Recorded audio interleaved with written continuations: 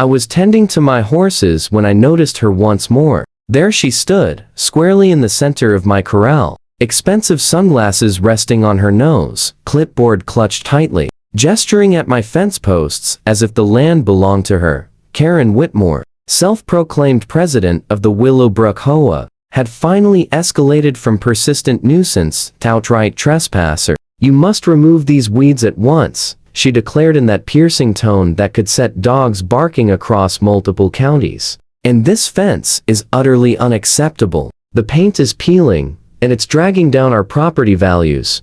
I drew in a slow breath, reminding myself that losing my temper and facing charges wouldn't solve anything. "Karen, for the 100th time, this is my land. You're trespassing. The HOA has zero jurisdiction here. Now leave my corral before you upset the horses." Her cheeks flushed to the shade of a ripe tomato. "Don't you dare threaten me, Luke Morrison. I know my rights." With a theatrical flourish, as though drawing a gun, she yanked out her phone. "I'm calling 911 this instant. This man is menacing me with violence." I stood there stunned as she fabricated a wild story into the receiver, claiming I'd pursued her with heavy machinery and issued brutal threats. Before long, sirens wailed along the gravel road. 2 squad cars screeched to a halt, and deputies leaped out with hands hovering near their holsters. "Sir, step back from the woman and keep your hands visible," the lead officer ordered. That was my introduction to Deputy Rodriguez, and my lesson that the most vicious threats sometimes arrive in pearls, armed with clipboards rather than fangs and talons. "My name is Luke Morrison, and I've run the Double M Ranch for 15 years. I once competed on the professional rodeo circuit until a bull called Tornado rearranged my backbone in ways no surgeon appreciated. Nowadays, I breed quarter horses and prefer solitude on my 40 acres just beyond the Willowbrook development. It's prime country, tranquil, with gentle hills and a reliable stream." Or it had been Keat until builders slapped that uniform subdivision right along my eastern boundary. For 3 years straight, I've endured Karen Whitmore. She settled into one of those oversized houses and promptly maneuvered herself into the HOA presidency by vowing to spruce up the area. Evidently, that mission extended to my ranch. Even though it lies entirely outside their reach. It didn't faze Karen. She began with polite recommendations about repainting my barn in softer tones, then graduated to formal-looking notices on HOA stationery insisting I hide my weathered horse trailer from sight. I attempted courtesy. I tried disregarding her. I even showed up at one of their meetings to clarify that the rules held no more sway over my place than a paper plane in a storm. Karen merely offered that thin, pinched smile and promised to investigate. The pressure only intensified afterward. Unsigned complaints began appearing in my mailbox, griping about everything from my rooster's crowing to the supposed stench of manure. Next arrived bogus reports to the county alleging violations. The inspector grew so weary of pointless visits that he suggested I file a formal harassment claim. I wish I'd heeded him.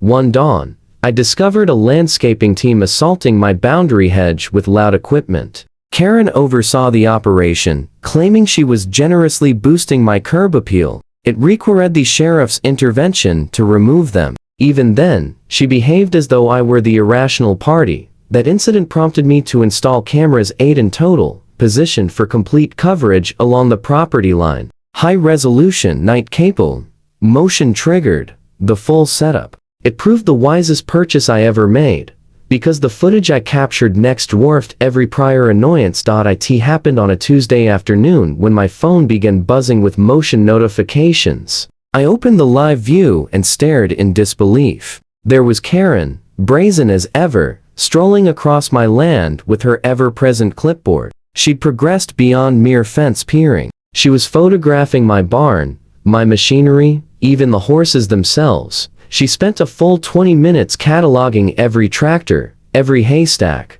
every drinking trough. I backed up the entire recording to several drives. I did the same the following day when she returned, and again the day after. By week's end, I possessed enough damning video to paper the walls of her oversized home. Still, I aimed to resolve it properly, through official means. I drafted a cease and desist letter, and planned to hand-deliver it with a witness present. My neighbor Tom volunteered. He'd suffered Karen's meddling too, when she fined him over an improper mailbox color.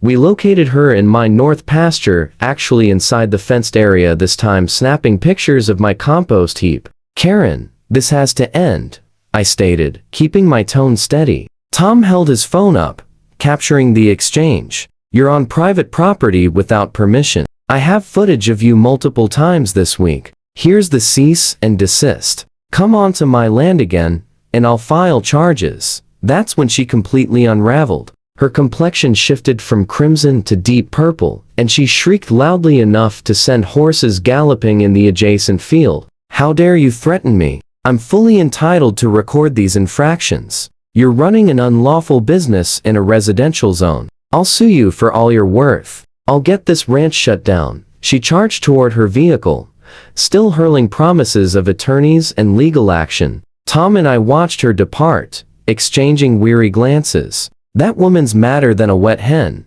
Tom grumbled. We had no clue just how unhinged she was about to demonstrate.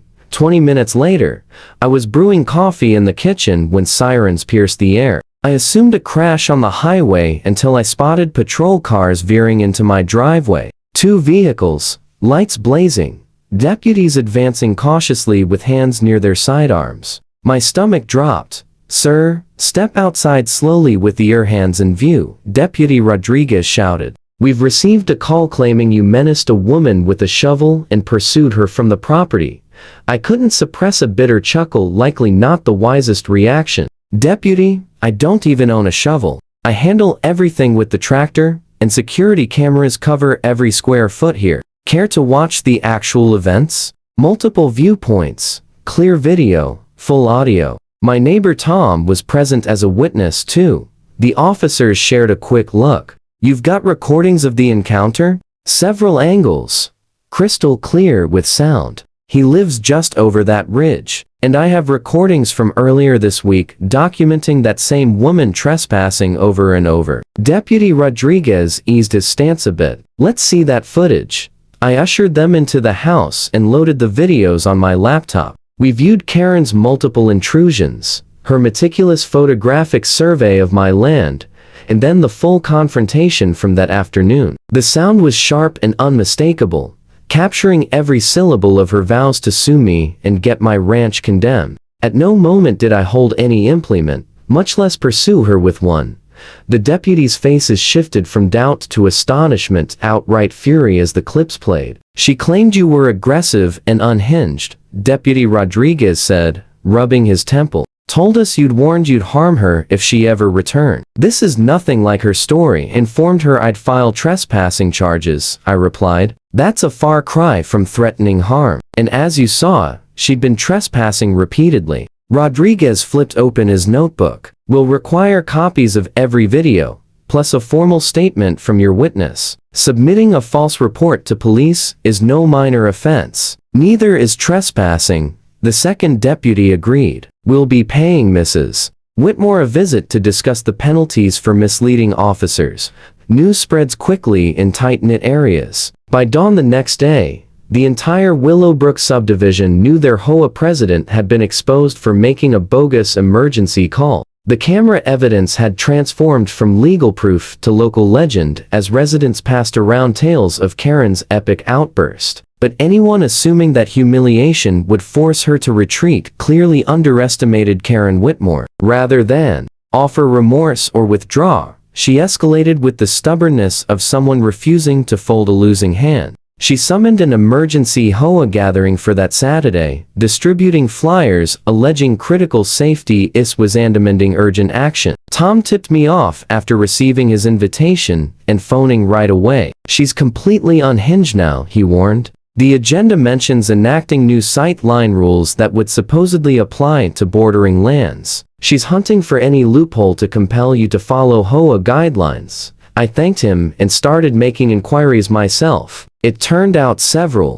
Willowbrook homeowners had grown thoroughly exasperated with Karen's tyranny. They'd been waiting for a solid reason to confront her, and her fresh legal troubles provided the ideal opening. Saturday came, and the community center overflowed with attendees. I took a seat near the rear alongside Tom and a handful of supportive residents. Karen gripped the microphone stand, appearing worn yet unyielding, her typically flawless hair a touch disheveled. She plunged into a tirade about safeguarding home values and the necessity of aesthetic uniformity across the broader vicinity. "We must broaden our authority to safeguard our investments," she proclaimed, her pitch climbing to that grating register that set teeth on edge. "Adjacent properties impact our image. We bear a duty to guarantee they adhere to acceptable criteria." That's when Margaret Chen rose. Margaret, a retired lawyer who'd relocated to Willowbrook seeking serenity, had repeatedly clashed with Karen's excesses. "Point of order, Madam President. You're presently facing investigation for criminal trespass and submitting a fabricated police report.